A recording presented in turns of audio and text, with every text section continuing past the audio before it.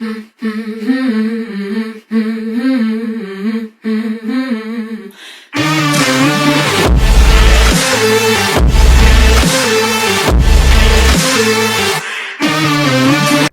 guys, welcome to a special episode of Two Men No Hope, and as you can see for this occasion I have my Two Men No Hope t-shirt on, one of the two designs that we've got. Jamie's also got a design for his as well that he's not wearing at the minute. But thank you everyone for emailing in, great response, and it's going to be an absolutely wicked episode with who we've got on. And before I pass you over to Jamie to introduce the guest, please like, subscribe, leave them stars, keep emailing in. Today was amazing. Every time I looked at my phone there was an email, so once again, really appreciate it. And do you want to tell who we've got today, Jamie, on the podcast? Yeah, just a thank you from me as well, guys, for that. Today we've got Brian on. He works with the likes of TESD, and he's also got his own podcast, which is called Reviewing History, which we've been listening to, me and Dan, over the last week, and it's really good, and we think this guy would be a good fit for us guys, so we'll see how it goes. Yeah, it was definitely... Their chat at the beginning was definitely similar to our chat. Oh, maybe it was making me laugh. Like that same sort of feeling of being at the bar with your mates. Yeah. That's what you like and to hear, they're just innit? sort of like ragging on each other. Yeah. So it's definitely gonna be an interesting one. We've done the intro separately just so when he comes on we can just get straight into it. So I hope you enjoy the episode. The next time you hear me and Jamie or see me and Jamie if you're watching YouTube, we'll be with our guest. And let us know if you like it, and we'll carry on and we'll find other people to jump on. Well, welcome Brian, man. Glad to have you here. Welcome to Two Men No Hope. How's it going, Daniel? Thanks for having me. Hi, Jamie. Hello. Feels so fake, doesn't it? Am I the first American to jump onto the show? 100%. The guest? Yeah. Oh, nice. Yeah. I'm glad to plant the flag and represent the USA. Well, we had our mate that was from here. He lives in Canada, but he just has like this crazy accent of Irish, Canadian. It's mixed, yeah. Okay, that's weird. I mean, they love their whiskey up in Canada too, you know. So I'm sure he's right at home. Yeah, definitely. Oh yeah, for sure. But I was listening to your podcast, Reviewing History today. Yes, you are. Which one? I was listening to the was it the Untouchables one? You were talking about you went to a bachelor party and there was a rat. So, yeah, at one of my co-hosts, we went to his bachelor party, and while we were there, like, we're checking out the Airbnb and all this, and we find a dead fucking rat in the Airbnb, and we spent the whole time, like, fighting with the host. We're like, give us our money back, you know, this is ridiculous, and blah, blah, blah. We end up staying the whole weekend with this fucking dead rotting rat, and... You know, eventually we get back, and I'm the only person that gets sick. I had such a bad fucking virus the next week. Oh. I was completely behind on all my work. I was, like, bedridden. At one point, I had a fever that was, like, almost 106. Like, I was fucked up from this virus. Oh, I could curse on this, right? Yeah, go for it. Swear we like. Say whatever you want, mate. Cool, yeah. All right, awesome. Just checking. Yeah, no, that made me laugh because all your mates were taking the piss and I was doing my washing up. And I was just laughing a lot. No, it's a really good concept you got. And the dynamic between you guys is really good. Thank you. Yeah, so me and Steve, one of my co-hosts, we've been friends since we were, you know, like 3 years old. We've known each other our whole lives, and, like, if I get a job somewhere, I always find a way to finagle and work him in. So, like, I got a job as a teacher. And then, like, they were like, we need a teacher that can do computer programming. I was like, I got a guy.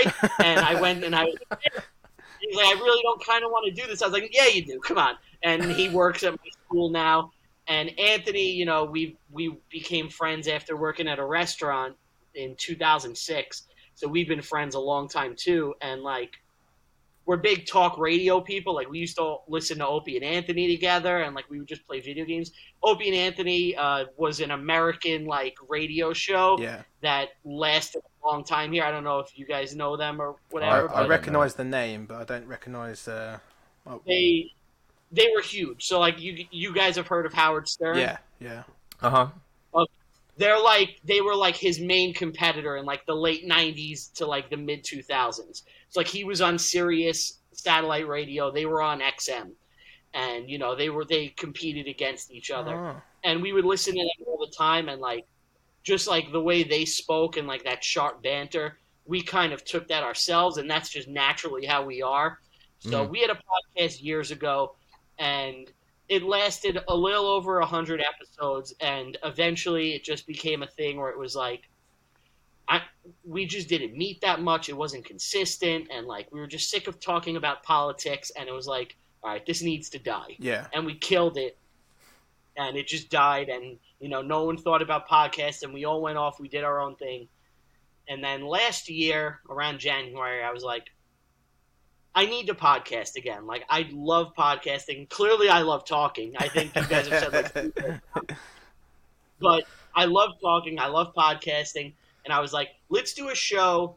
And like, what can I do with my friends that we don't have to touch politics at all? We could still be funny, and it could still be guided. So normally the route people would go is they would do modern pop culture bullshit, right? Yeah. And you would watch modern movies or TV and talk about that. My friends are dicks, and they hate everything new. If it came out before, like, if it came out before they were like 15 years old, they hate it. They won't watch it. Like they haven't seen like any of the Marvel movies, any of the DC movies. They hate all the Star Wars. They hate all the Star Trek. They hate modern TV. They hate anything modern. So it's like, okay, well, I can't do a show about that because they hate it automatically. And I was like, well, they don't like sports because I would love to do a sports show. I'm a big sports fan. I'm obsessed with sports. And fucking, they don't like that either. And I'm like, okay, well, what else? I don't drink. They're fucking, they drink. I was like, what else can I do? So, can't do a booze show. I was like, we like history. Let's do a history show. And we'll each bring a historical topic to the table. And we'll riff on it and talk about it. And I was like, we could make it historical and mix it with comedy. And we'll do that together. And basically, we were going to do that. We were set to record a pilot. And Anthony was like, hey, why don't we do it about movies? Yeah. And I was like, it's not a bad idea. And it was already in the back of my head because I have this thing where when I plan stuff, I always think about what it could be eventually. And, like, I do work for the Tell 'em Steve Dave Patreon. So I look at them and I'm like, man, if this show ever became something, we could do a Patreon show where we do historical movies. And that's already in the back of my mind. And, like, trust me, I still have tons of ideas if we ever got big, what we could do on Patreon. But that's exactly not what I'm like. Yeah, it sucks when you can't do them all, but it worked out where Anthony was like, let's do the movie one. So we did The Patriot, which, I'm sorry, Brits. We did that as a pilot. And we all loved that movie, and we spoke about the real history in it. And after that, we mixed it, and we were like, well, what if we did 3 movies and then a pick episode, so we kind of get the best of both worlds with formats, and the pick episodes are not as structured, so it still allows us to, we have to tell some history stuff, but we like to talk about personal stories and get funny, and we could tell funny shit that happened to us, so that's always fun when we get to do that. Oh, yeah, no, I thought it was really interesting. Yeah, there's a good mix. Thank you. We try, we try to educate you as we're making like jokes about gay prison rape and shit like that. I was literally not the gay prison rape, but I was literally just about to say the mix with jokes is what kept me interested when I was listening. Yeah. Thank you. Yeah, it's a tough tightrope to walk to be like, here's Johnny Appleseed. He planted a bunch of trees in America. And also, he may have been a fruit, he was never married, and, and you have to play with it like that. And, yeah, stuff like that. So, it's fun. Yeah, there was a bit at the beginning of the episode I was listening to where they were talking about Italians. And, yeah. I can't repeat it, but that made me laugh. Well, yeah, they're Italian, so we open a couple of the past episodes, which for some reason we just had a bunch of Italians. And we had Italian slurs going on in there, so, they're able to say it, and I don't like to be PC, but we have jobs we need to protect, and I'm not making money off this where I could be like, we can say what we want. Plant your flag, boys. So, but it's their word, so they can say it, So. Yeah. Do you find yourself cutting a lot out of the episodes because of trying to Oh say my PC? God, I cut out so much shit. Like, I cut out something today, which I'll allude to here, and you and your guest can piece together why it was cut.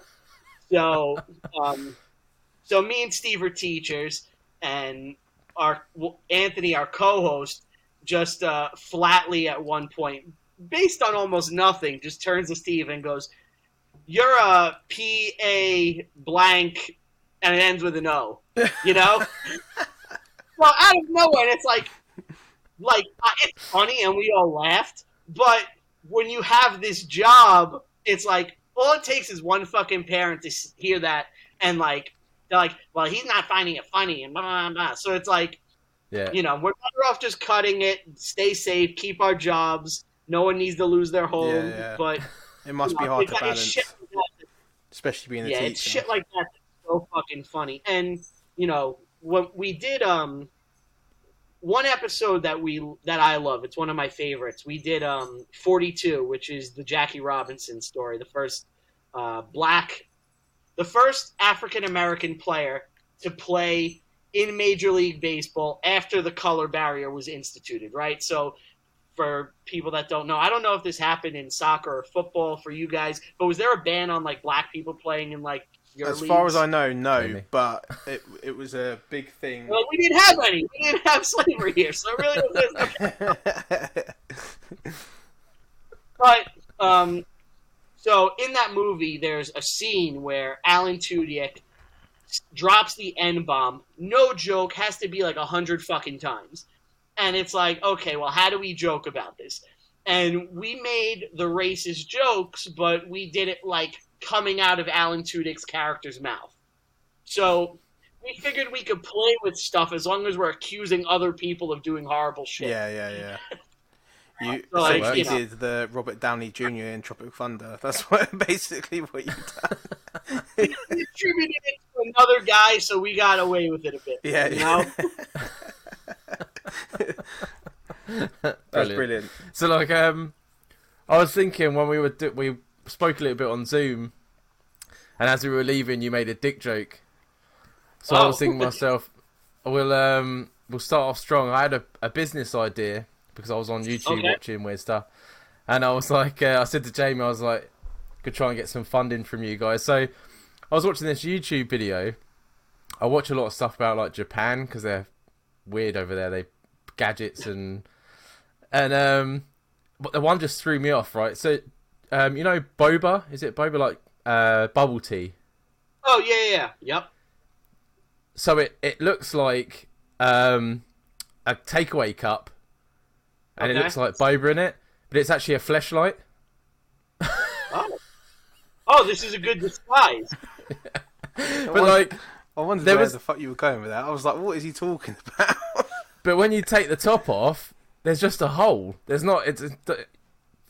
Will guys fuck anything? Like it's literally just silicone with a hole in it. And it's just like.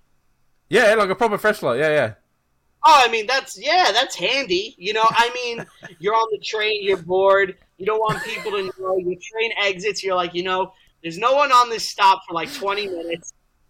There's a homeless guy taking a shit in the train next to me. Get one out real quick, and I'll be happy when I get home, and I can take care of business. You gotta make the time. Exactly. I'm a busy guy. I would totally invest in this.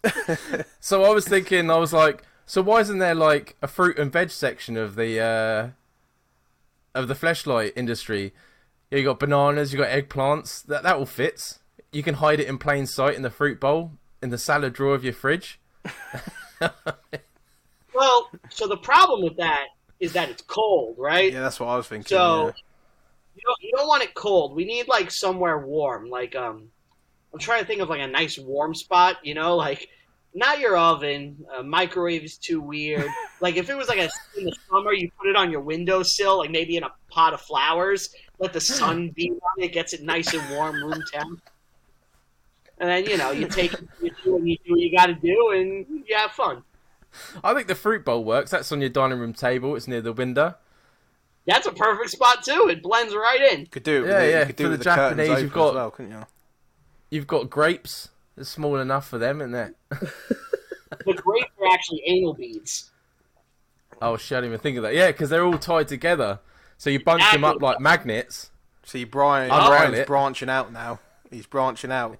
Oh, you're expanding the line. Yeah, we have a full line now. That's why I thought I'd bring the business idea on here. Like, 3 minds are better than 1, you know what I mean? Yeah. And I'm an American, so we know I'm a hardcore capitalist. So anything I can do to make it fuck, I'm like, let's fucking do it. It just made me laugh that there was no... Like, you didn't take the lid off and there was like a vagina or anything like that. It was literally just a hole. And not even like a very well one. It was just someone's just got a drill and drilled into it. And you're like, I'd do it. Why not? It's a lazy fleshlight. It's kind of like, like a loose woman. Like, you're going to do it, but it's like, man, I really wish this girl, like, hadn't fucked, like, 300 guys before. Like... It's like, you're going to do it. That's like the fleshlight equivalent. It's just a lazy hole. That's true. I didn't even think about that, but it is, isn't it? Yeah. You're in the kitchen, you just keep it in your cupboard, and you're like, oh, I forgot about that. Quick go, put it back in the cupboard. In the kitchen? Am I the only one that's weirded out by it being in the kitchen? Well, I'm a single guy. You never know when you're going to, have to get one out. Yeah, that's true. That's true. But then a fleshlight doesn't look like a flashlight. Like, if I had that in my bedroom, like on the side of the table, no one's going to be like, oh, he's got that in case the power goes out. You know what that is exactly. But this looked like boba. I mean, the boba's a nice disguise. I had one for years, and I kept it, like, on display in my, it had a lid on it. I kept it classy. I didn't have to think out. I'm not an animal, guys, but I put the lid on it and I had it out, and it just looked like a weird, like, cylinder thing. Like, I don't know. No one would think it's a flashlight, but you would have to go, like, what is that? And then, like, oh, let me show you. And it's like, you unscrew it. It's like, this is what I fuck when I'm bored. See? They know as well that guys haven't got time to unscrew it because it's got, like, one turn and it pops off. It's like, that's for speed. Yeah. Efficiency, Dan. Efficiency. Yeah, that's like, oh shit, I'm losing it. Let me just pop this out and, go to town. I'll tell you a story real quick. So, when we were younger, we were like 16, 17, me and a bunch of my friends, we've had some friends that were older, and one person gave someone money, and he was like, buy me like a pocket pussy. This is before Fleshlight was a brand.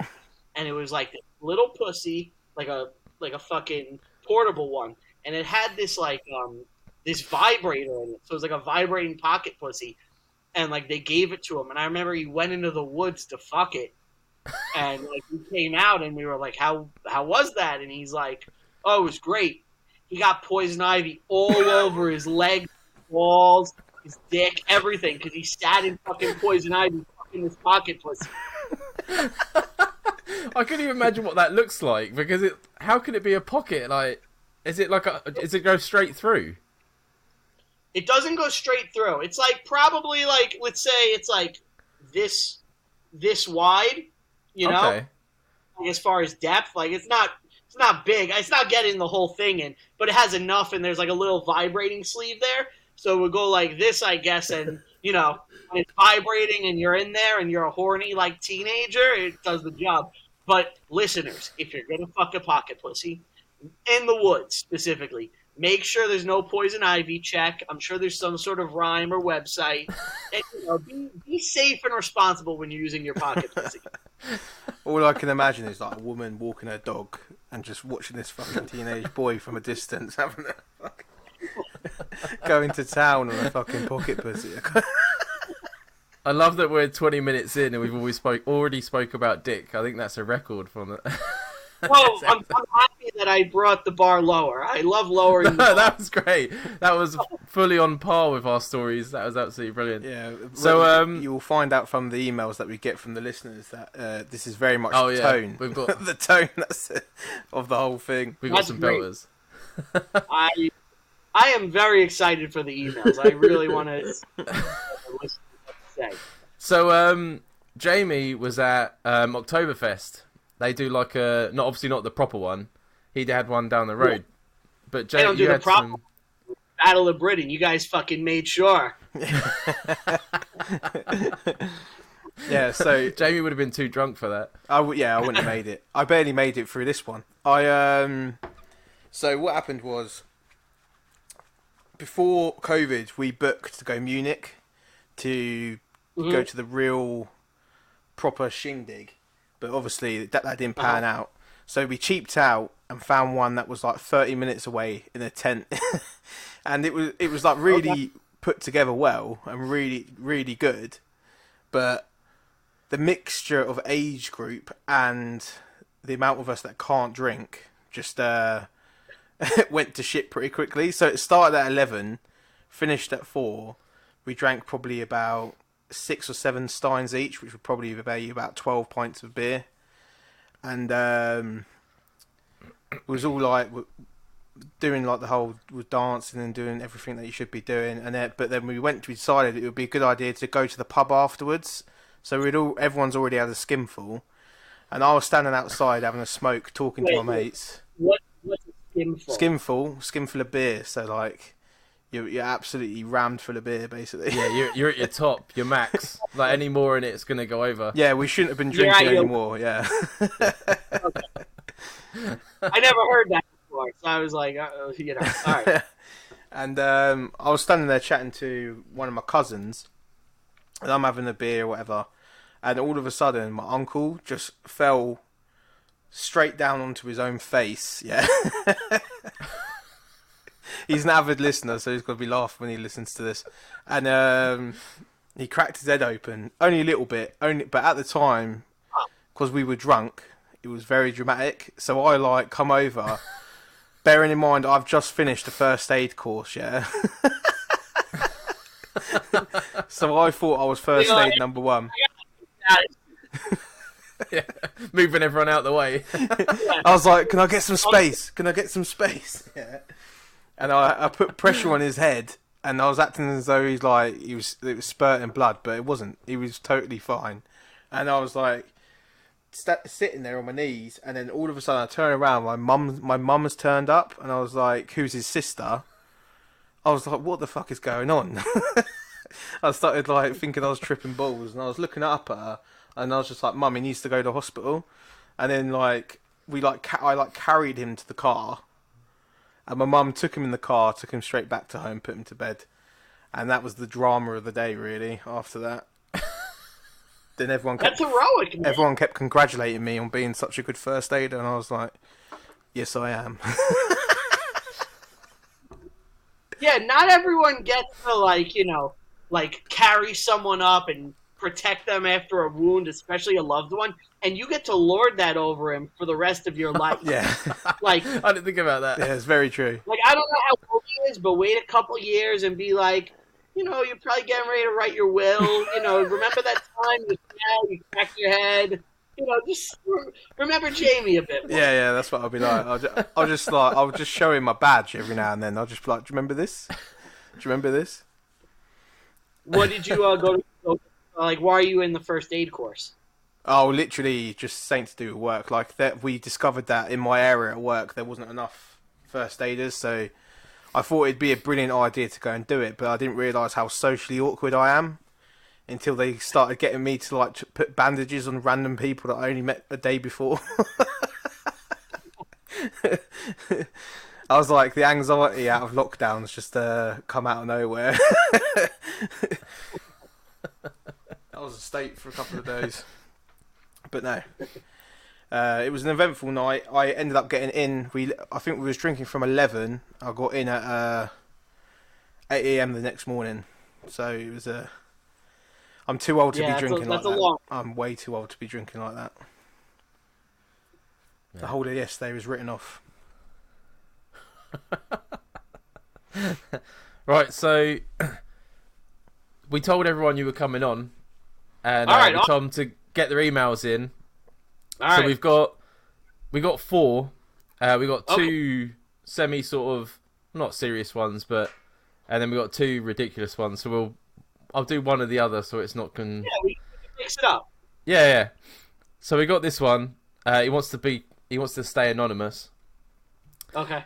And he says, mine is a story you hear all the time, but I don't know what I should do. My ex keeps hitting me up for casual sex, and I keep agreeing, knowing she's engaged, and all I am is a dirty secret. At first it was fun, but now I'm catching the same feelings I did when we were together. She's around mine at least once a week, and last week her fiancé was away and she stayed the whole weekend, and it felt like we were in a relationship. So he doesn't know what to do. Should he confront her, or should he just keep on shagging her and behind his back? All right.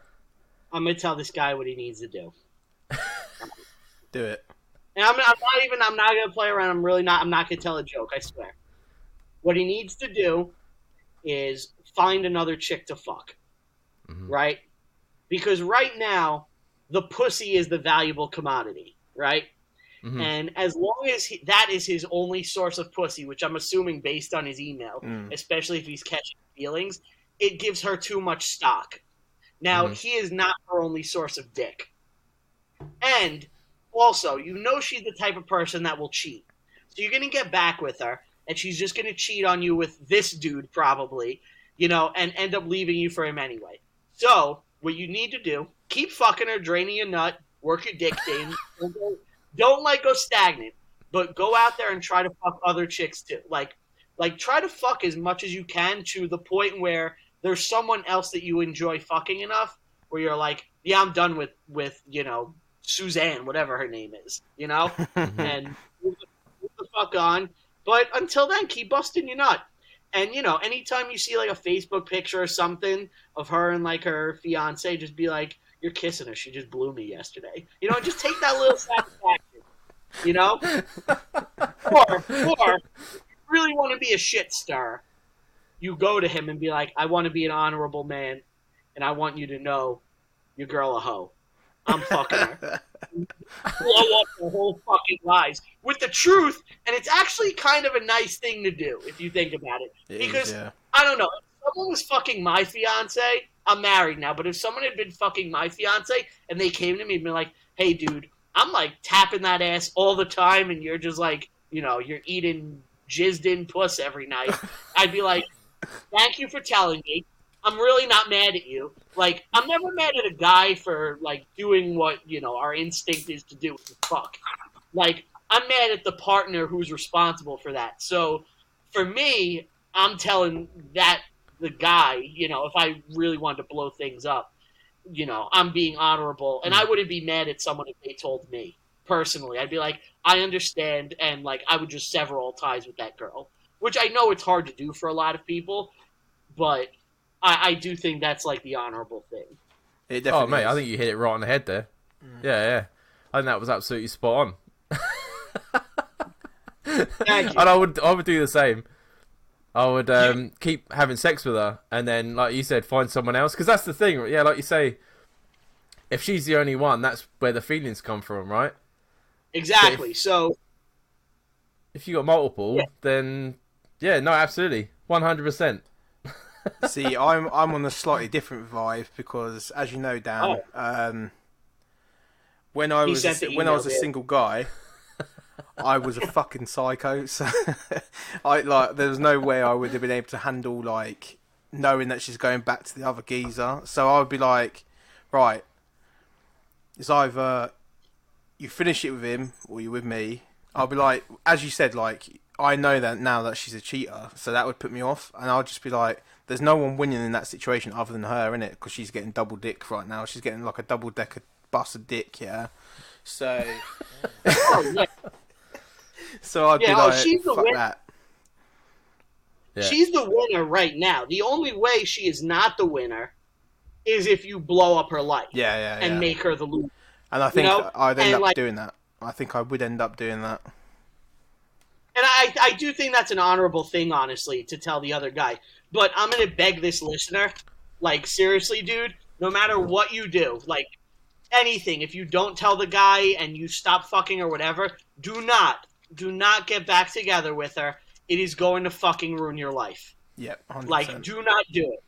Do not do that. Some people 100%. Yeah, but then it makes you think, like, how many others is she doing it with? But then what creeped me out about that email is that the fiancé was away and she spent the whole weekend at this guy's house. Yeah. Like, who does that? You know, there's a thing with a lot of people where they just don't like being alone.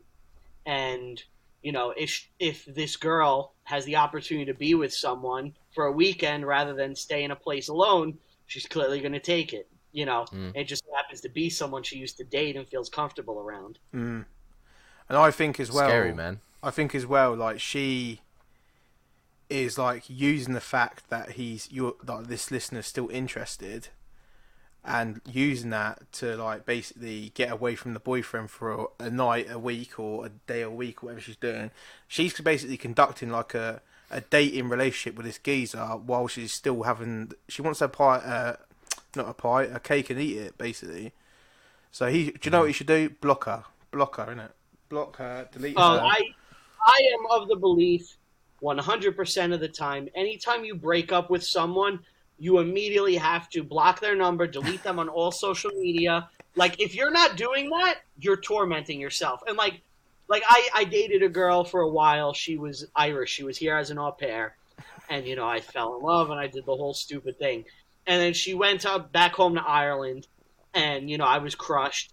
And I immediately, the day when she left, I was like, okay, I didn't delete her on Facebook because, you know, I didn't want to look like I was, like, butthurt, but I muted her completely. Like, I've never seen anything she's posted since she's been gone. Yeah. You know, it's like, you have to do that. Otherwise, you're tormenting yourself. Yeah, you got to. I completely cut off all ties with everyone. Since before my wife now, I completely cut off all ties with all of them. Otherwise, I'd be psychopathic. I'd be sending messages at 2 a.m. like you bitch, you fucking bitch. I haven't. I've got in so many bad situations because I don't do that. Yeah, man.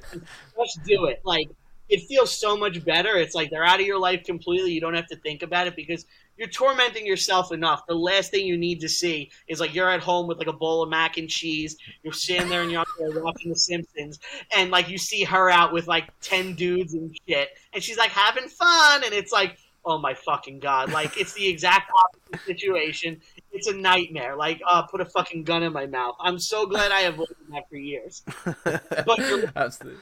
so that was my serious advice. Now this is my ultra serious advice. What you need to do is see if they have some sort of pet, right? Like a rabbit or something. And you just want to break in and put the rabbit in a boiling pot of water. Fucking hell. And just leave a DVD of Fatal Attraction so they know what's going on. And you just leave. That's fucking. You can also like clothes if you want. But like, I think a lot of these problems come from like social media, right? Like, they broke up back in the, well, I say back in the day, like I'm like 50 years old, but like, it's so much easier now, right? You broke up with someone, like you say, if you don't block them, if you're bored, it's like one message on anything, Snapchat, Instagram, Facebook, like there's so many, and that's it. That's all you need to do, and it's like, all right, then yeah, come round. But back in the, who wants to pick up a phone and remember someone's fucking home number, put their house number in, not get like the mum or like the husband to answer the fucking phone? You're like, nah, I'm just not even gonna fucking. Yeah. I'm not gonna bother. You don't even have to call. Like to have an affair back in the day, you had to call like the house, right? And then they pick up and you listen and you're like, okay, like you hear the voice, like you hear them pick up and it's like, oh, this isn't the person I'm trying to cheat on, and you hang up and you move on. And it's like, now they put you in the phone as like, you know, like Gina. And you send your text, and she's like, "Oh no, it's not Rob, it's Gina." And you know, meanwhile, she's fucking doing whatever she's doing. I saw this amazing Yeah. Send a nude to... I saw this amazing TikTok today where it was like a chat between a man and a woman, obviously, and at the top it said Tinder girl, and I can't remember the guy's name. I call him Mark or something. He goes, "Mark, am I still underneath your phone as Tinder girl?" And he's like, "I don't know what you're talking about." And she's like, "I am, aren't I?" And he's like, "No, of course you're not." And she's like, "I'm not going to marry you if I'm still underneath your phone under Tinder girl." And he's like, "Don't be silly." She's like, "Send me a screenshot of it right now." So he takes a screenshot and he brings the top down so you can't see it says Tinder girl. And it's just this whole fucking thing. But obviously they've been together for years. And I don't know why, but that just cracked me up. And that's what you're saying, right? You different names. You could put it under a man's name. Yeah. And I'll tell you this, that's funny because I met my wife on a dating app, Coffee Meets Bagels. So her name in my phone to this day, because I'm superstitious, I won't change it, is her first name, Bagels. Yeah, so that's funny. That's a true story. But what is interesting, it's like the best and worst thing to happen to humanity. Like, we were not, like, evolved enough or ready for what the internet was going to do to society. It completely exploded everything. Like it's great people could get together and they could talk and do all this, but we were not like smart enough to deal with the information that was available to us and all this shit.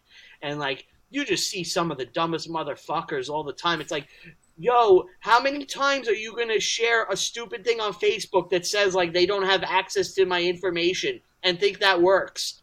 Like, the copy and paste thing. Like, yeah, like how dense are you? It's like falling for a fucking like one of those chain letters in fucking AOL days. It's like it's not. Man.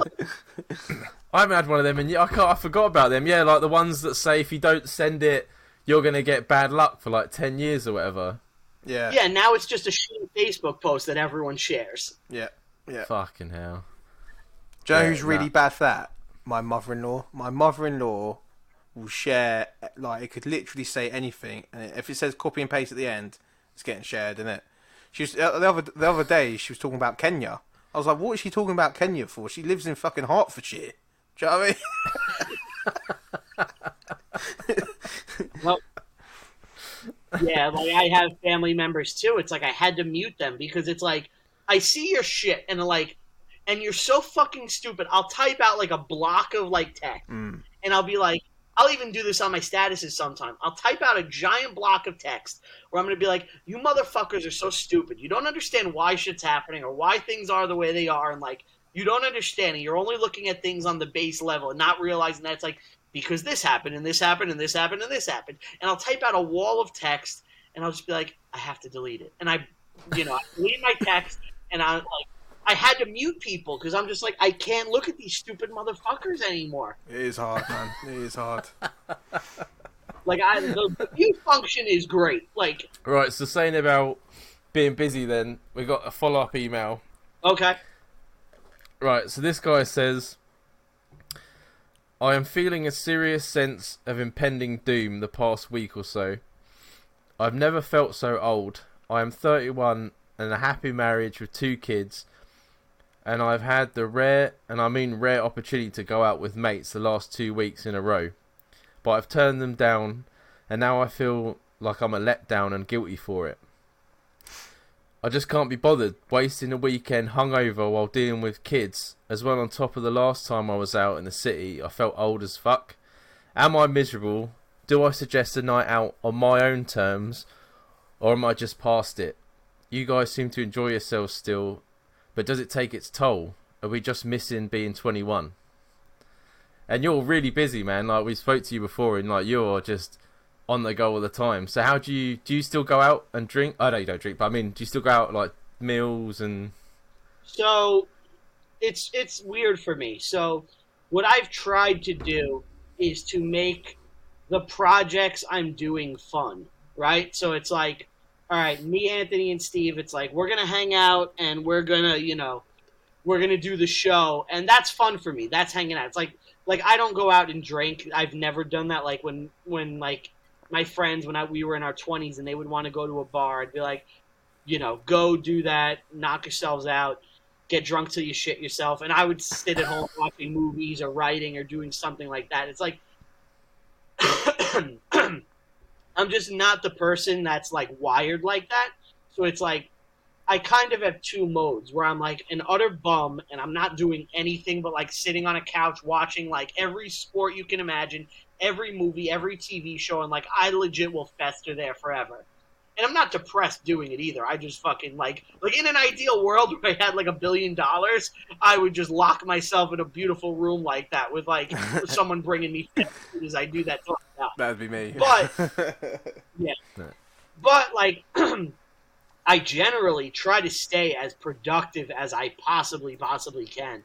So like I am constantly working on something, whether it's like a personal project or a hired project or whatever, or it's work for a project that's going to happen. I constantly try to keep busy.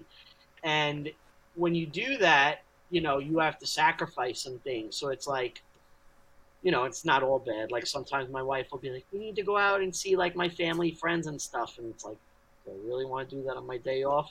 And it's like, I can't. I got to do this Tell 'em Steve Dave thing. Walt, he needs me for X, Y, and Z, and then I go there and Walt's like, "She let you like get off for this?" And I'm like, "Oh yeah, she did," because like anything worth, I get like precedence with. So it annoys my wife a little that like I'm always like. I get home from work and it's like, okay, I'm doing this, and this. I got to edit this podcast. I got to do this. I got to get this video done. I have a shoot tomorrow. I have to load up my equipment and I have to watch this movie for my show and I have to write notes and like do all this shit. And now last week I started doing stand-up comedy again. It's like, okay, that's another thing going in. And I'm just always going. But for your listener, what I would say is there's nothing wrong with having different priorities and priorities that change. People grow and they evolve. And it's like I loved nothing more in my life, like when I was in my teens than playing video games. It was my fucking passion. Like I would work, I taught Taekwondo, like when I was a kid. I was an instructor. I had fought into the Junior Olympics in my teens. Like it was my life. And I would do Taekwondo every day and I would teach classes. I would get $20 a day. And at the end of the week, I would go to Toys R Us and I would buy 2 video games. And when I wasn't doing like Taekwondo, I was playing video games. And that was all I wanted to do. And it's like, now it's like in the past year or so, I've played video games maybe generously a total of like 5 hours throughout the whole year. It's like your priorities change, man. You get older. Like you said, you have 2 kids. It's like, if you don't want to go out and drink anymore, there's nothing wrong with that. Like you have different interests than your friends, and it's cool if they like the same stuff they did.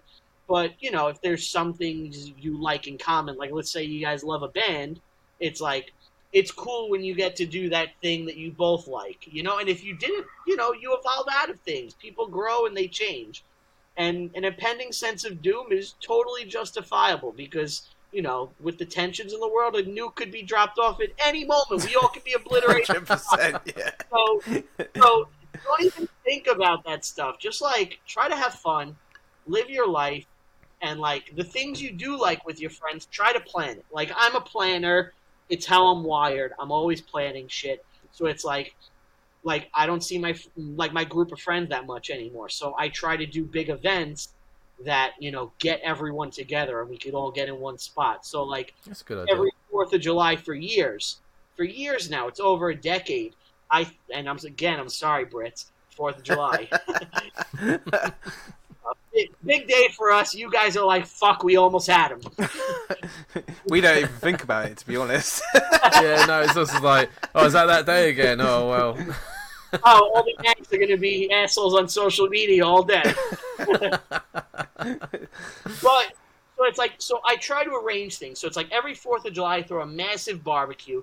I spend way too much money on it, and I custom make 4 different types of burger patties that are completely different with different stuffings inside the meat, different toppings. I make homemade corn dogs. I go all out and I make it a big event so I can get everyone there.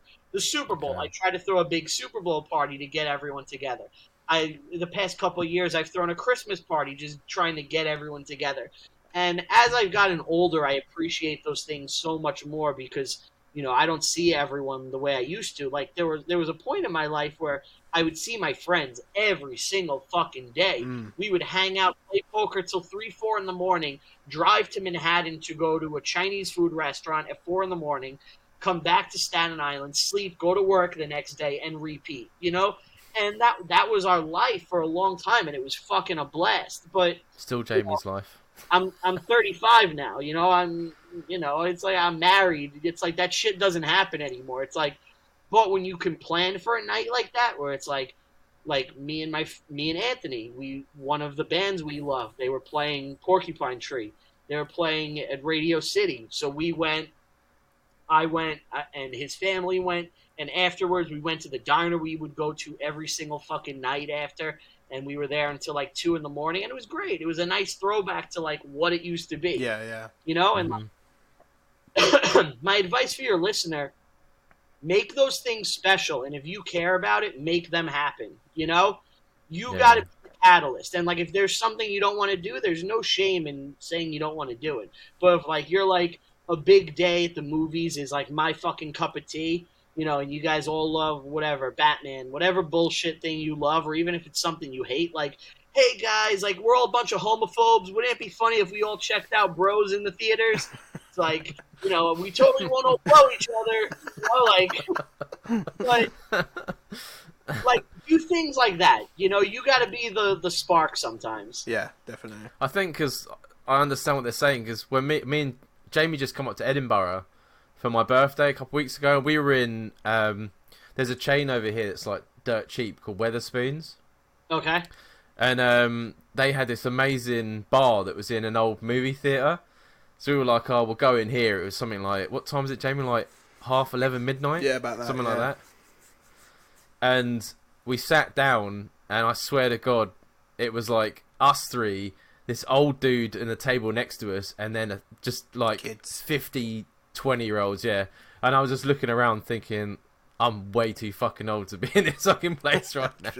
Like, it shouldn't be fucking...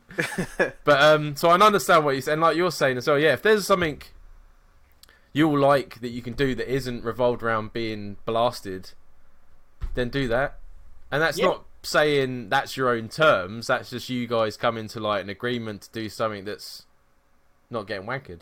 It's the thing you like to do. It could be, a baseball game, a soccer game, a football game, American football game, hockey game, whatever it is. It could be an MMA fight. It could be any random fucking event. It could be a Ren fair, some stupid bullshit.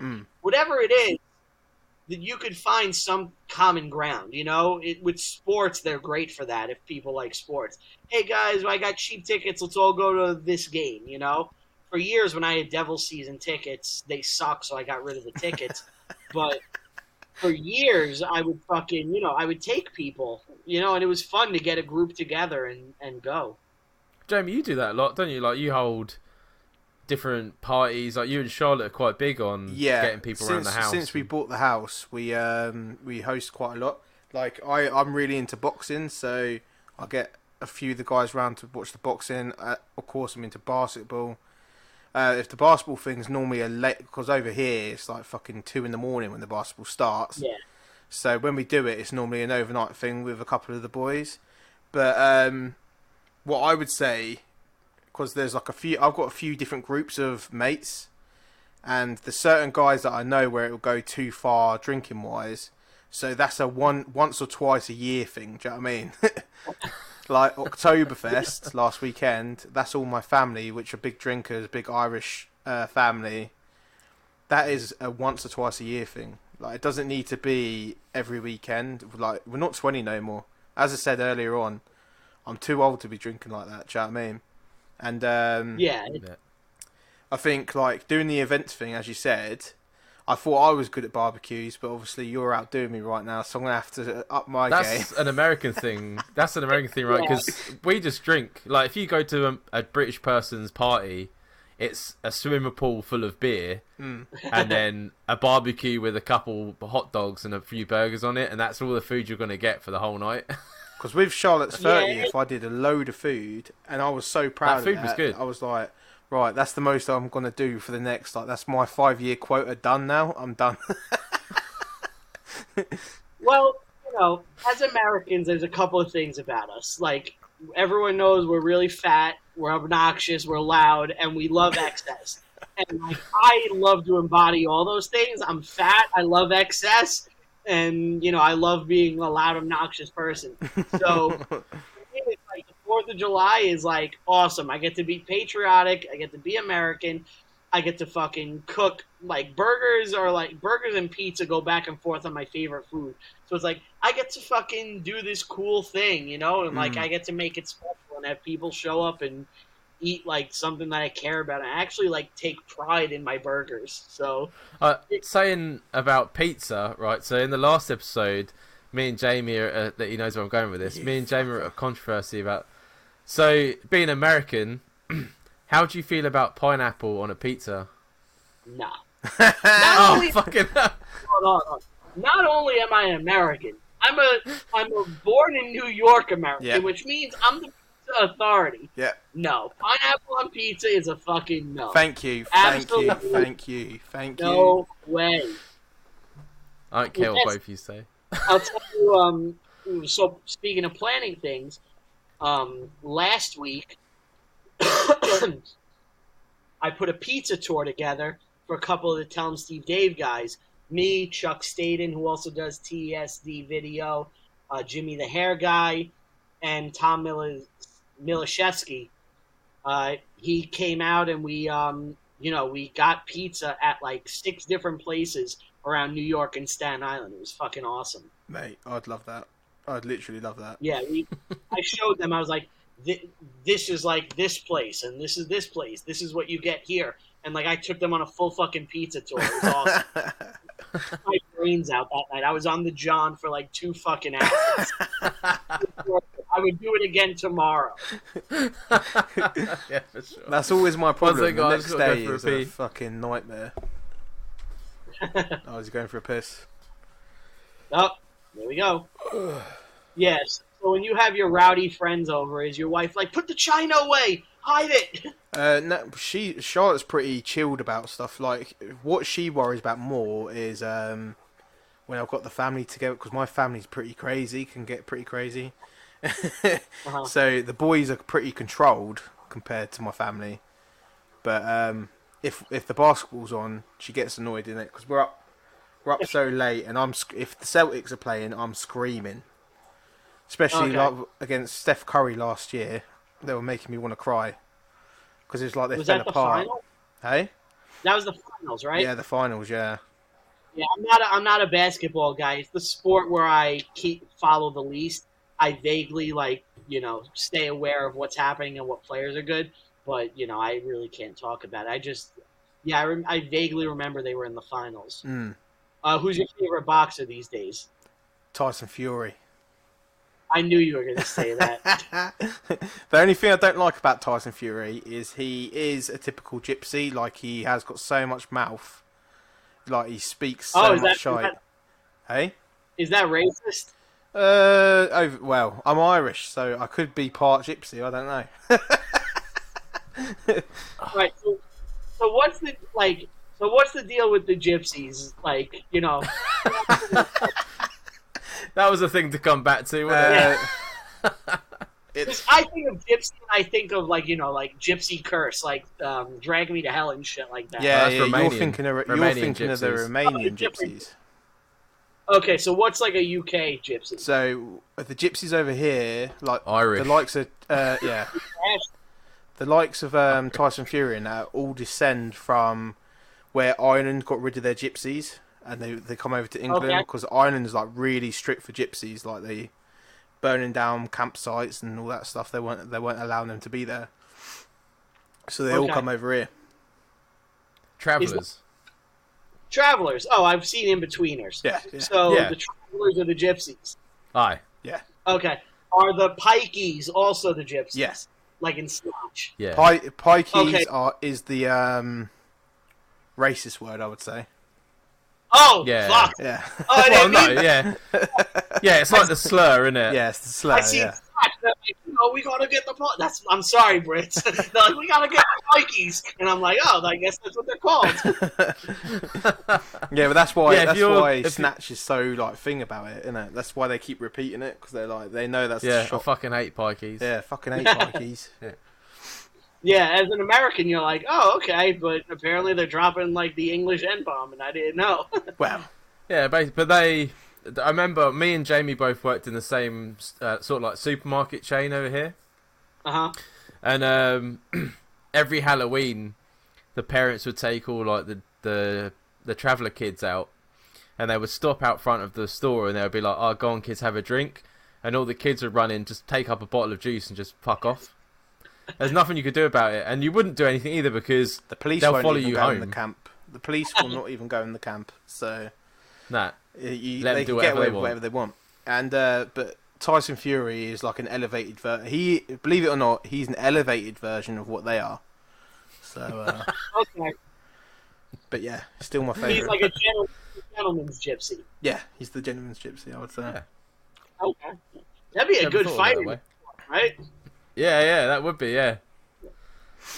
I'm a Right. Floyd Mayweather guy, I gotta be honest. I thought you would be. I didn't think you'd be Wilder. I thought you. Floyd Mayweather is good, man. Like, there's no way that you can hide away from, especially the stats.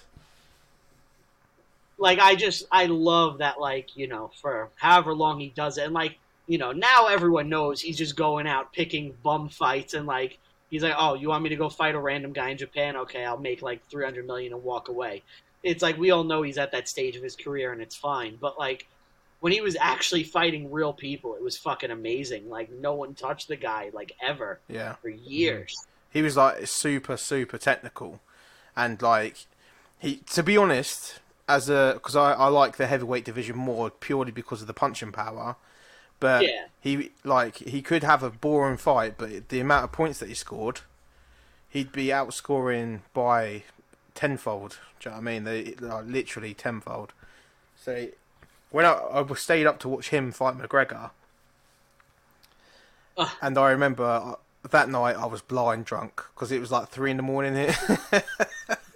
Were you rooting for Connor?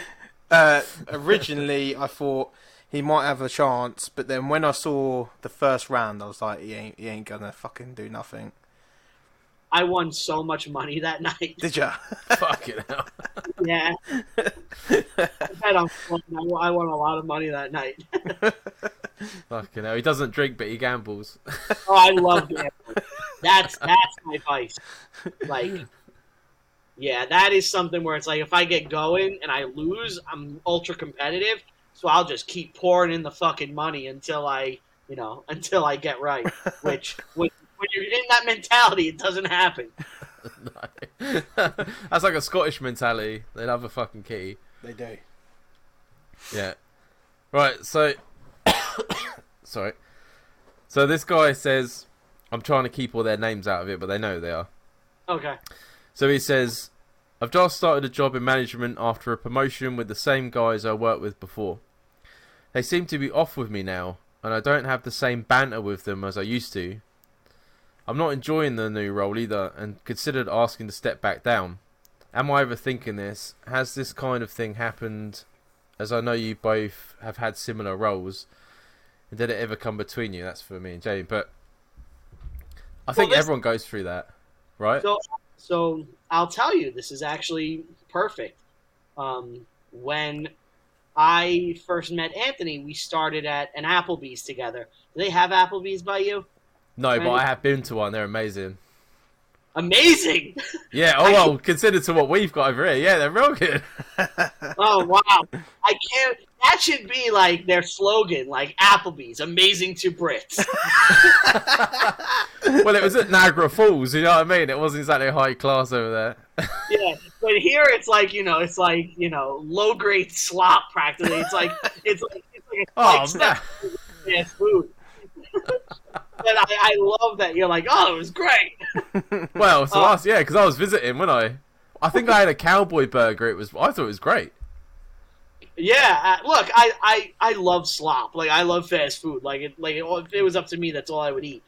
But so when I first started working in Applebee's, Anthony started working there, and we worked in a position car side to go, which, you know, people would call up and we would bring them their food out to their car. Like, it was, you know, not a drive-through, but you place your order in advance, and we're like, get here 7:15, we drop your food off, and we go, right?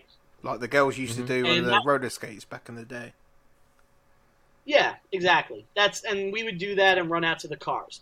And the good thing about it was you had so much downtime, right? So that's how I met Anthony and a couple of my other friends. We would just be alone in this room bullshitting, like the two of us, whatever. And we're just having fun becoming pals. And eventually I was the best, and they asked me to be like kind of the manager of that group, right?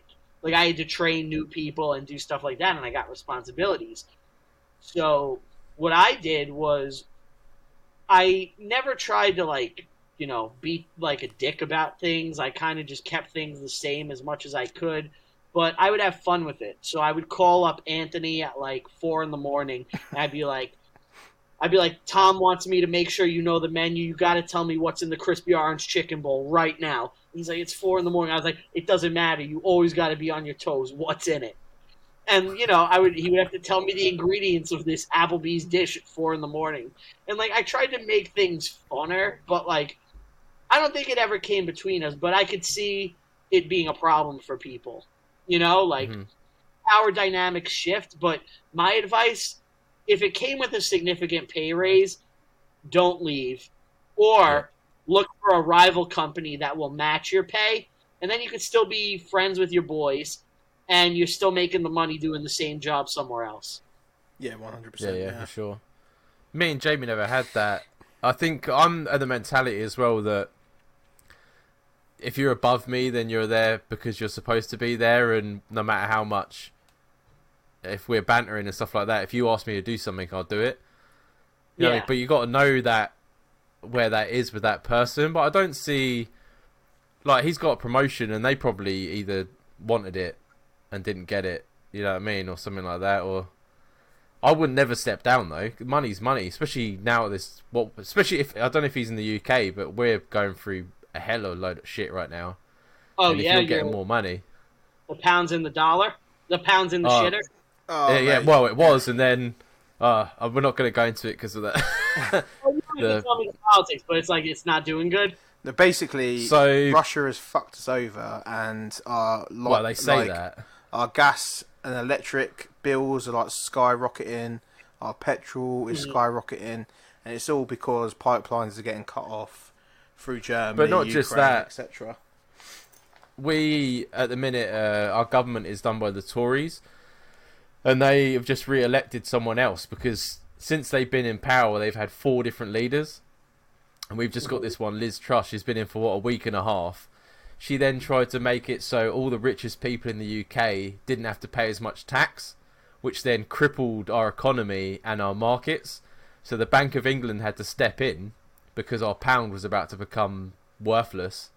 And they then had to buy our government out of crippling debt, which then saved everything.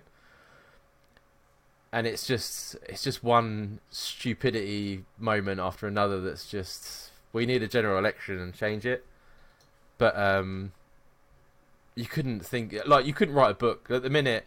Liz Truss is the Downing Street Prime Minister, and all of her people she put in her cabinet are either like sexist, racist, like. You wouldn't imagine these people being anything in some sort of power. Like there's a woman that deals with, is it work rights? Is that what she deals with?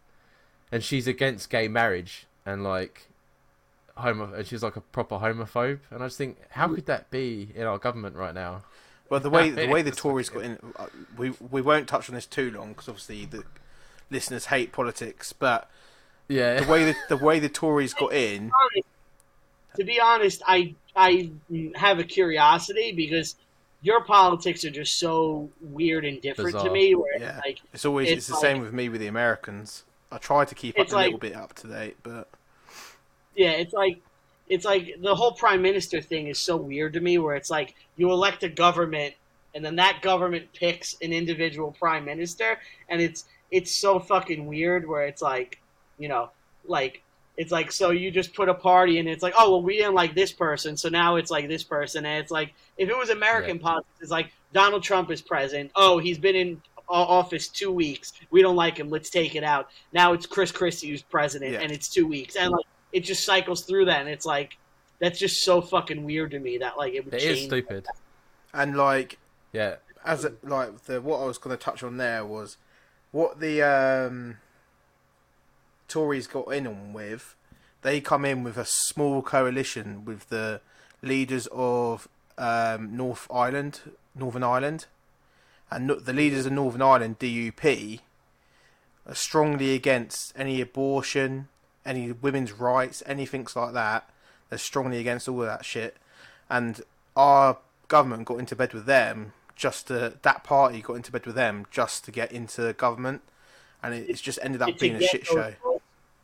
So basically, if I'm understanding it, the way it works is your party needs a certain amount of like seats in like the government to control power. Yeah. So basically, they're like, okay, if we get these seats, if we ally with them, we'll be able to control the government and have the power. Yeah. That's how it works. Okay. So to show you even more as well, so if we had a general election right now to get the Tories out, so if they say they lost, because everyone wants Labour in, right? Because for that they do for like people's rights and work rights. So if Labour went in right now, but the Tories would people have want 3 Labour seats. in, but they also don't want Keir Starmer in either, which is the leader of the Labour Party.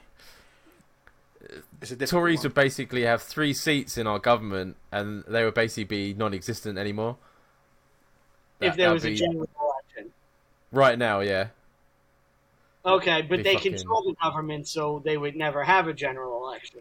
They can. Well, we're hoping what will happen? It would be called for a referendum, and then they will have to put it. There's ways around it, but I'm hoping that the king turns around and cripples the government and starts again, but I doubt he will. He ain't gonna do shit. The king's there as a tourist attraction. That's all he is. Yes. So I gotta be honest, as an American, I have such a revulsion to all royalty and things like that. Like the royals, like, to me, it's like, oh, I can't believe they're still fucking, getting your guys' money. Like, it makes me sick. Mm-hmm. But, like, he's like Mickey Mouse, practically. Essentially, Yeah. They are our Disneyland. Yeah, exactly. Yeah. People go there and they're like, oh, look, he's in the castle. He walks by the window. And what annoyed me when the Queen died. I'm going to sound really right. People are going to slag me off after this, yeah. What annoyed me with the Queen died, I'm an American. I'm already with you. Let's slag the Queen. When the Queen died, everyone in England all of a sudden was a fucking royalist, and I was like, I was like, you've never talked to me about the Queen, mate. So what are you talking about? He was like, she was such a great person. I'm just like, fuck off. Nothing. She had nothing to do with your life. You had nothing to do with her life. That's the end of that. See, I would class myself as a royalist because I respect him, but I respect her in a way that when she first went in, she helped us through like the World War. She got us through like all the Margaret Thatcher and stuff like that. So she was physically doing things. But you expressed that before she died, Dan. That's what I'm saying. Yeah. But then now that Charles is coming in, he has just wanted the crown because they've told him he's getting the crown. He hasn't done anything. He hasn't got us through nothing.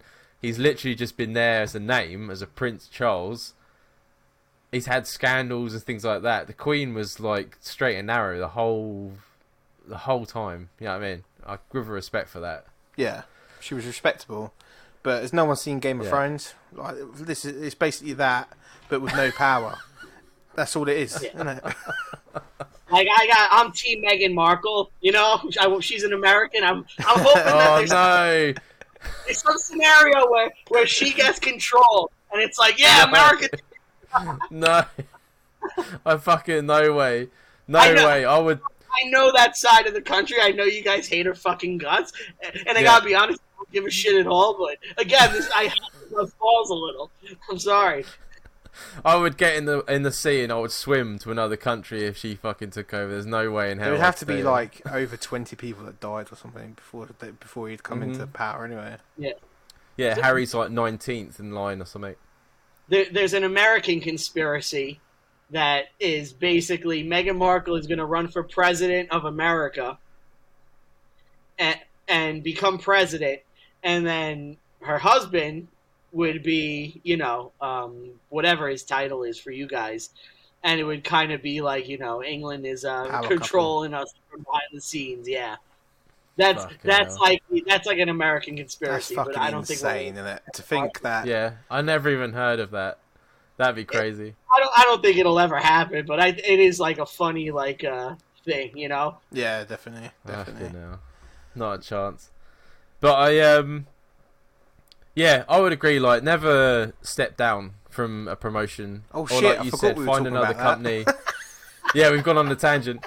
But yeah, like you said, like if it is causing a problem, find another place with the same position, and you can have the same sort of thing. Liz Truss, don't step down from Prime Minister. you have to go to like Ireland or Sweden or wherever, and you gotta just try to be Prime Minister there. Don't leave with me. No one would fucking have her. But yeah, Is she attractive? Is she like a Sarah Palin? No. She looks like a pigeon with a grey wig on. It's like a fish out of water, like just gasping for air. Seriously, watch one of her interviews, her latest one. It's like watching a car crash, like a horrific car crash that you can't stop. Yeah. Did you see the new Italian Prime Minister? She's kind of a little cutie. Oh, I haven't, no. Oh yeah. I'll have to have a look. Maybe slightly fascist, but I'm not judging her based on that. I'm not Italian. It doesn't matter to me. Like they've got anything going on. Jen, what do you think about it? Do you agree with? Would you step down if me and you were working together and I got funny about you being above me? Would you step down? No. Me like when I went for the position above you at the time when we were working together. There was we were all a group of friends, and I think there was about 5 of us in that group of friends that went for it. And I didn't feel anyone giving me any negativity once I got it at all. But if they did, I was such an arsehole anyway, I probably wouldn't have noticed. So, I don't know. I've always seen it as a way that, especially with my relationship with you, Dan, I can get away with saying a lot more to you than I would to other people. But I do think all them years I did in management, I don't think anyone other than the only time I found management difficult is when I went to a fresh team of people that were brand new to me, and they didn't respect me because I was younger than them, because I was only 22 and I was a manager of people that were like twice my age.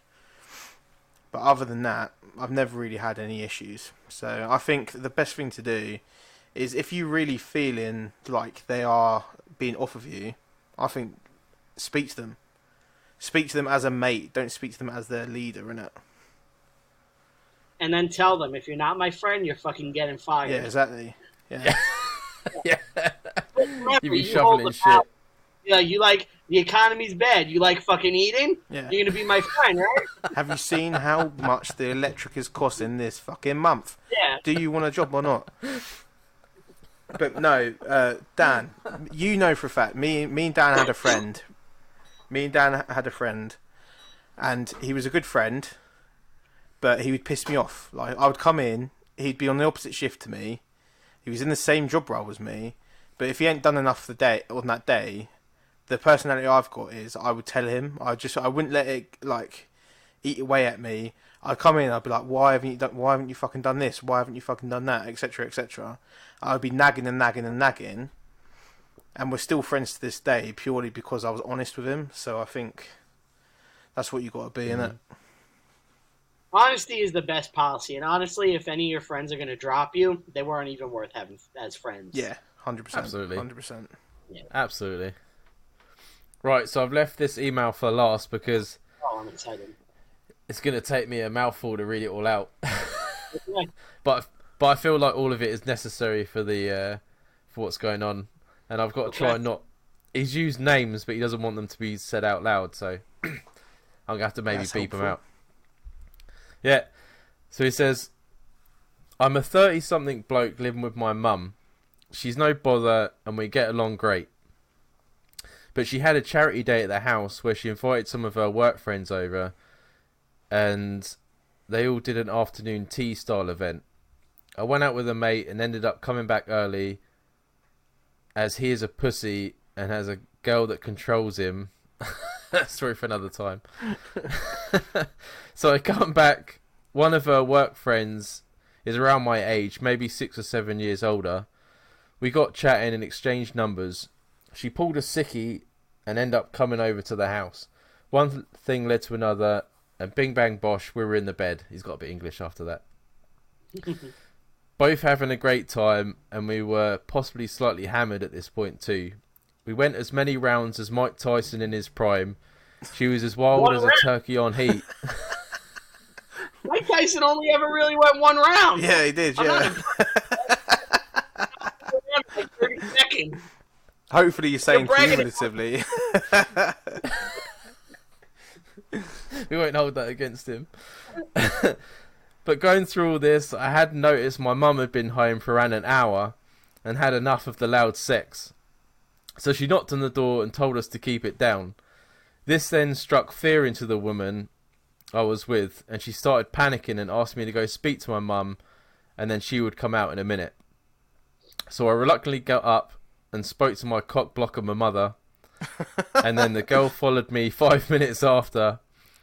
My mum proceeded to throw a cup of tea at the woman and chase her around the living room screaming. Jesus. So after she left, along with all the drama, my mum explained to me that she was trouble and she had warned the woman away from me more than on one occasion. I do have this tendency for going for the crazy ones, as they seem to be good in bed. The crazier the head is always better in bed. Sorry, that's a great saying. So he says, should I listen to my mum and avoid all the trouble, or do I follow my dick and keep seeing her?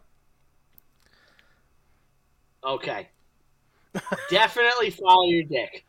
Number one. Yeah, Yes. absolutely. But, like, you also need to look at your life, right? You're 30 years old, you're living with your mom, and, like, it's probably time to get your own place where you could fuck whoever you want, wherever you want. And that's kind of why you're in this situation. You're in your 30s. You may have to make some sacrifices as far as what you're doing, where you're going, where you're living. But, like, ultimately, the freedom that you're going to get from that, you're going to find a more fulfilling life. Like, I lived with my mother until I was, I think, about, let's say, 27, 28. So I moved out pretty late, too. And honestly, it was one of the best things that ever happened to me. It forced me to have to be responsible with my money, to tighten my shit up, you know, to, like, be like, okay, I don't want to be a waiter forever. Like, you know, I have to take steps to, you know, do things. And, like, I think it just forces responsibility on you, and it makes you a better person. So, like, yeah, follow your dick, dude, because it's leading you the right way. And, like, you're 30 years old. It's time to, you know, step out on your own and make some sacrifices and do what you got to do to get a place and fuck whoever you want without mom's approval. And then you bring her, like, to, well, you guys don't have Thanksgiving. You bring her to Christmas, and you're like, here she is, Mom. And guess what? She's fucking pregnant.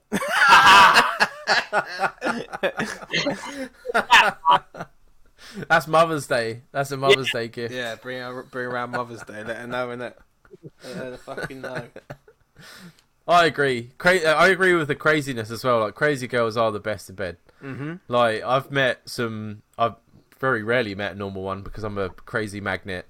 But it's like it's like laying with like a slab of ham. Like, they just lay there, they don't move around, and you got to sort of position them like a fucking puppet. It's the worst sex I've ever had. So keep up with that one. Keep up with it. And yeah, like I said, but like over here, right, it's because of everything so difficult. They say that the average time of like moving out is like, like your late 30s and stuff like that. But I mean, renting is still an option. Yeah, I mean, Oh yeah. No, I don't think he like buying a house is like a reasonable expectation, but even a 1 bedroom or a studio, you're gonna find more freedom from that than because right now, what do you have? You have a bedroom, you have a living room. Like, what do you do if your mom's in there, like watching TV or something? She's watching Real Housewives of whatever bullshit, and it's like, oh, my mom's in the living room. I'll go to my bedroom. It's like you're living that lifestyle now anyway, except you're not paying it. Like you can, get a job, swing a studio even, You don't need something lavish, but you need your own place. Yeah, definitely, 100%. I think like if I like, I've been moved out for years now. Probably I moved out quite young. I moved probably out about 21 maybe. Okay. There's no way when I've spent like a weekend with my parents, like when we've gone away together and stuff like that. There's no way. Like, I love them to bits. There's no fucking way I could live with them again. Like literally, I need my own space. And sometimes when people talk around me too much and stuff like that, I just start getting pissed off that they're there. And it's just like, right, I just need my own like something to go back to. Do you know what I mean? But yeah, I 100% agree with you. I think it's more of a you haven't moved out problem than it is them two working together problem. Yeah. How does your mum know that she's problem? You know what I mean? That's your mom being like, your mom is judging her as a worker and not a person. Because your mom is a manager or whatever she is, and she views that person through whatever lens that is. But the thing you have to realize about people is that most people don't give a fuck about their job. They don't want to do it. They're doing it because they have to do it, because they have bills to pay or whatever. So it's like she's judging her based on something she doesn't even really want to do in all likelihood. So it's like, yeah, she probably is a shitty employee. Most people are, because they don't want to fucking do this shit. That's why they're getting paid for it. Yeah. Like I'll hear someone say like, like teaching is my passion and it's my profession, and I'm like, bullshit, it's not. You know how I know it's not? Because you're fucking getting paid for it. It's like, I've yet to meet a teacher that's like, you know what, I love it so much, I'm going to do it for free, and to fund my teaching, I'm going to work at the grocery store so I could teach children for 8 hours a day, being only able to maybe squeeze in 2 bathroom breaks a day. It's like, no, it's bullshit. You're there for fucking money because it's a paycheck. Most people, that's why they're doing their jobs. It's like the film shit. I do a lot of it for free because I fucking like to do it. I get a joy from it. It's like I would do it paid, I would do it free. It doesn't matter to me. Like, that's something you're doing for passion. Most people are working their jobs for bullshit reasons, because you fucking have to live. But you can't judge people based on their work output for shit they don't want to do. No, exactly. A lot of people work to live, and they don't live to work. Do you know what I mean? So, if I was to be doing anything I wanted to do, I'd be doing this properly. Like, I'd be in my own studio doing this as a thing, and that would be my passion that I wanted to do. So, people would be better to judge me off my fucking podcast than they were to see me on a Monday morning after a weekend session, where I'm not ready to even speak to someone till. I go in at 6 a.m, up until 9. I'm not ready to talk to you because I'm not willing to be at work. Really, do you know what I mean? I'm only there to pay the mortgage.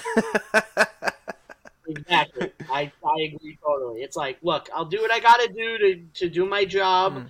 Like, and if you need me to do some extra shit, I'll do it here and there. But it's like the things I like to do. That's what I'm putting my all into. That's where I'm dedicating my time. Yeah, 100%. And it's like, don't judge me based on the way I do, like, my other shit. Like, when I'm a waiter or a bartender or whatever, when I did that shit back in the past, it's like, yeah, I did what I had to do to get a paycheck. That's not who I fucking was, No. No. So it's like your mother is probably judging her based on being a shitty employee. Yeah. So just, like most of the things in this episode, follow your dick. If you follow your dick, you're almost always going to turn out okay, unless you're a pedophile. Then, follow your dick, take the license plate, jump off. Jump into the team. Tens, I don't know how you say it. If you got any Jeffrey Dahmer-esque thoughts, then don't follow your dick. But any other things, you should be alright, mate. Yeah. You have normal urges, you're probably fine. Just make sure it's consensual. Don't be like, my dick's telling me to do this, you know? Yeah, you did hear that from us. Can you imagine getting cancelled for that? Yes, told me to. At least we'd make the news. Yeah. Yeah, your plays would go up. Amazing. Right. That's all the emails we've got. But thanks for coming on, man. I really appreciate it. It's been a really good episode, and thank you. Hopefully you'll come back. Oh, I'd love to come back. You're my English friend now. Yeah, no, for sure, man. Yeah, like, you're welcome back anytime. All right, cool. We'll definitely get something more in the books. Maybe when I come back from Canada, we can look to do something. I've been to Canada a bunch of times. Where are you going? I'm going to Toronto. Oh, Toronto's nice. It's like New York City, but clean. You say that, though. In the summer, it stinks. Like, they put all their rubbish on the side of the road, and they fucking smell, man. So I have never been there in the summer. No, wait. What? I think I was there one time in the summer, maybe. Or no, it was the fall. I was there in the fall. But Toronto is like New York City if you took out all the rude assholes and you replaced them with friendly, nice Canadians, and you got rid of all the graffiti, the homeless like taking shits in the street, the rats and the roaches, and that's Toronto. Toronto is a beautiful city. I see. I'm flying to. So normally I would go to like London and then fly over to Toronto, but it worked out ridiculously expensive. So I'm flying to Newark. Hey, New Jersey! Yeah, I've never been there before. Is that a big airport? Is that like a main? Newark is a pretty main airport. That's like where I fly out of usually. Oh, okay, yeah. So I'm there, and then it's something like it's only like an hour and a half, 2 hour flight to Canada. Oh yeah. I drive when I go to Canada, I usually drive. It's like 6-8 hour drive. Oh man, I thought it was more than that. That's like me driving to Jamie. Yeah. Yeah. Basically, like from tip to tip, like because we did Operation Mincemeat on my podcast the other day, and we were like, how long would it take to drive from the tip of like northern England all the way to like the south? And it's like a 6 to 8 hour drive, basically, you know, depending on traffic. And for us, that's here to like Montreal, basically. See, that's mad, that's isn't crazy, it? man. That would be like a normal road trip for you guys, isn't it? Where I'd be like, fuck that. I'm getting a plane. Like I know friends who have taken that trip spontaneously. Oh mate, there's no way. Like I drive to Florida pretty regularly. I drive like 2 or 3 times a year to Florida. How long's that then? So, how far away is that? That is a 20-hour drive, and we do it straight through. Well, it's 16 hours, but then, you know, you have to add in gas and, you know, yeah, go to the bathroom. doing all that stuff. It takes like 20 hours, and we do it straight through. We did a road trip where, well, it went to shit. The road trip went to shit. But so Dan flew down from Scotland back down to London, where I am, or Luton, and then me and another friend and Dan then drove up because Dan wanted to get involved in the road trip to see what it'd be like, and should have been a laugh. we broke down on the way. I think we left at 4 a.m. Broke down about 7. Yeah, 4. And then it was like we were only 2 hours away, and it took us till 1 o'clock in the afternoon to get back, and then I then had to drive my wife's car all the way back up to fucking Scotland, and we got there at like 2 a.m. And oh mate, after that I will never ever drive unless Dan is dead on the fucking sidewalk. I will not drive to Scotland ever again. It's not happening. It's funny. It's like the difference in the cultures. Like for, you know, we have such a driving culture that it's like I would love to drive across the whole country one day, you know, which takes like about a week roughly. If you're not like, I would like to do it in 2 weeks where I can make stops and stuff. Yeah. But you guys are 6-8 hours. It's like put a fucking bullet in my head. Yeah, you're like, nah, I'm not doing that again. Yeah, I can do it. What is it, like 7 hours? I can do it if I'm like one stop. But fuck that, it's so boring, man. It's like, yeah, you get on like one road, and it's just one road for like 5.5 hours. If I was to fly out to America, I would like to go from one coast to the other. That would be a good thing to do. What's the main one? Route 66. Is that where everyone always goes on? So Route 66 is basically defunct now. That was like the original route, I think, before like they put in highways and stuff.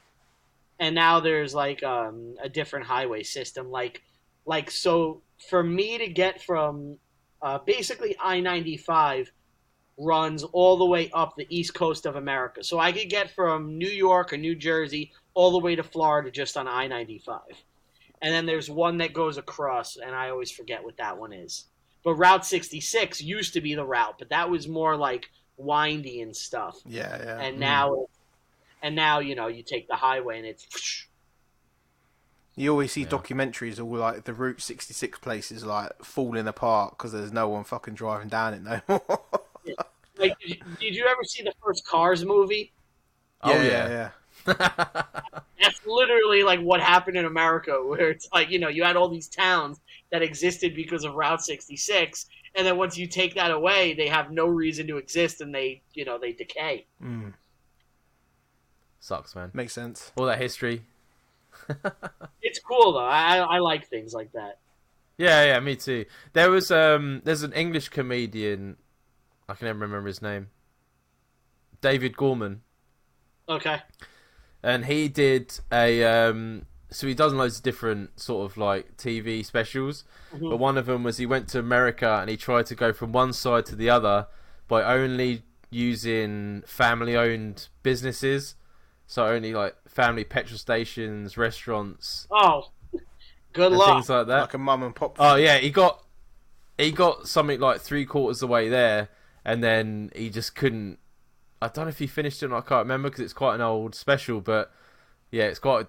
normally his stuff's really funny, but that was really depressing. I would love to see that, because like I could see at a certain point, you're like, okay, I'm doing all right, and then you get to the middle of the country, and you're like, okay, and then as you get closer to California, you're like, oh, fuck, I'm not going to make it. I'm in the desert.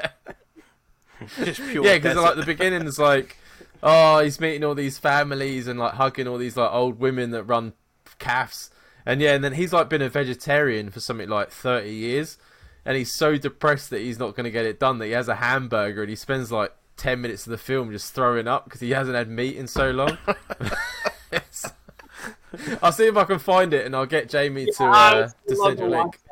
Yeah, like when you're in the Midwest and like it's a small town, vegetarian options are going to be harder to come by. Yeah. Oh yeah. Well, even like now, like even like vegans and all that sort of stuff. Oh yeah, well, when you're not eating real food, what do you expect? Well, I suppose, yeah. Not gonna go into that. But right, I've got work tomorrow, so I've got to cut you off there, man. Okay. Yeah, it's like Could I do almost my 11 final o'clock. plug? Yeah, go for it, man. Yeah, say what you need. So like I mentioned on the show a couple times, I do a bunch of video work for Tell 'em Steve Dave on their Patreon. It just came out this past Tuesday by the time you're hearing it. Licensed to Pod. It's our show about the James Bond movies. I actually host it. We go through all the Bond movies. We did Moonraker this past one. Real quick before I go, do you guys have a favorite Bond, or do you like Bond?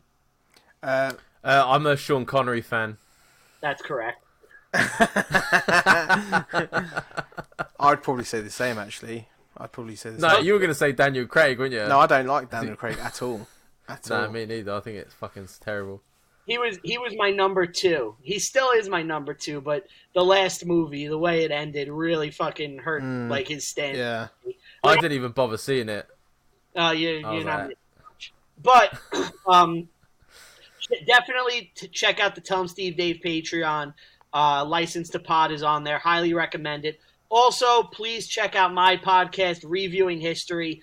It's a bunch of dick and fart comedy, shit like this, where we talk about history and we talk about movies, and we just have a bunch of fun on there. We're adding a video component in January. Every episode's going to go full video.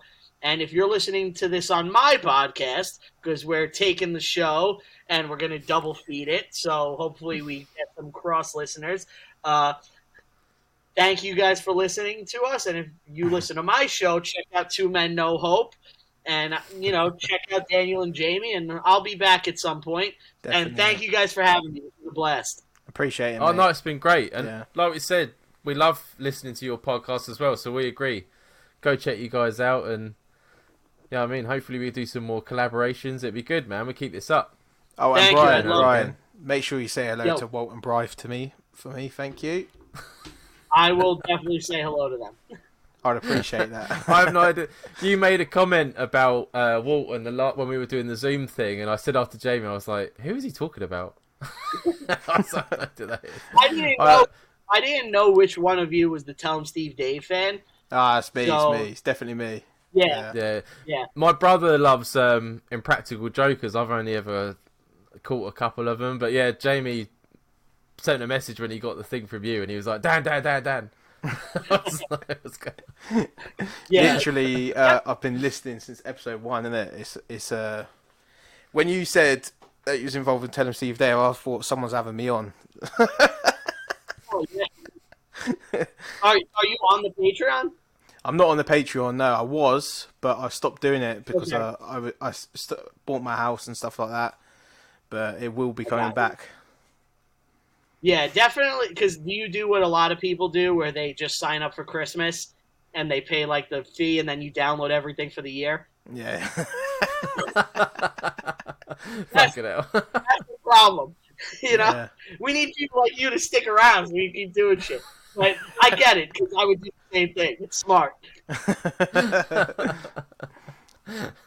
That's crazy. But everyone, check out Brian and his podcast, and if you enjoyed it, let us know. And we'll catch you next time, man. Thank you. No worries. Thanks, man. So what we learned from that episode is that it's not only just me and Dan that like talking about dicks. Dicks come up all the time. But no, I think the episode went really well. I think we had Brian was a good guest, especially to stay with our type of humour as well. So hopefully you guys enjoyed it. If you didn't enjoy it, or if you did enjoy it, let us know at twomennohope@gmail.com. And of course, if you want to give us some content, if you want some advice, or even if you just want to give us like a content idea, send it in to twomennohope@gmail.com, and I'll pass it over to you, Dan. Yeah, and send your thanks to Jamie for getting that guest.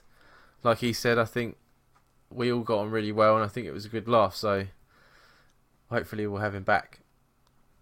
And this week on No Hope Has Got Talent, so it's been a long laughing and chatting, my brain's starting to fizzle out.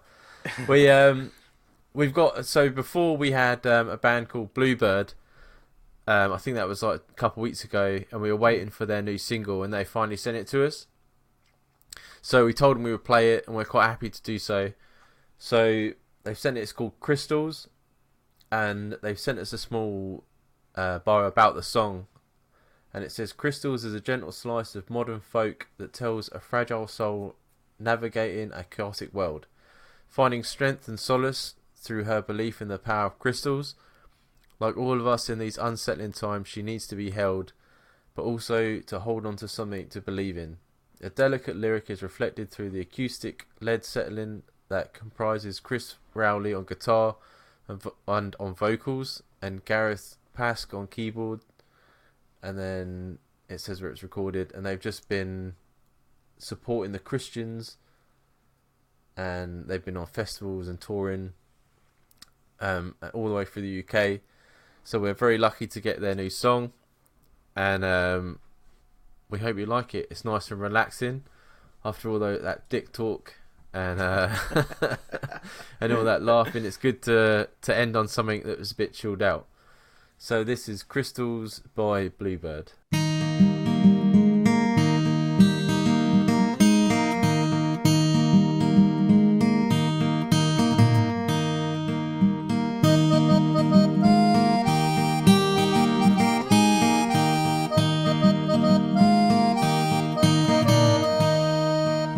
runs through the rough end of town, where your feet and touch the ground.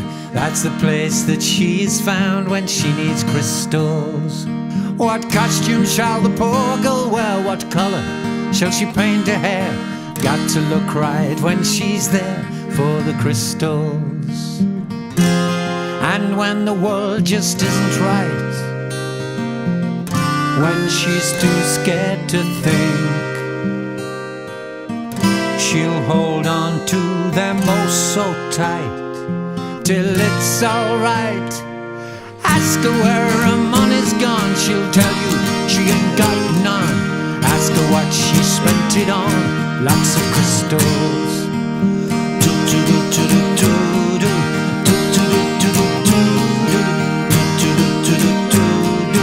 Lots of crystals. Trust your intuition, choose what's best for you. Let it bathe in moonlight, let it filter through. Hey, don't trust geology, that's too much science for me. It's all spirituality when you choose crystals. So up she goes back on the train to the same old place again. Only thing that keeps her sane are the crystals. And when the world just isn't right, when we're too scared to think, I'll hold on to you oh so tight till it's alright.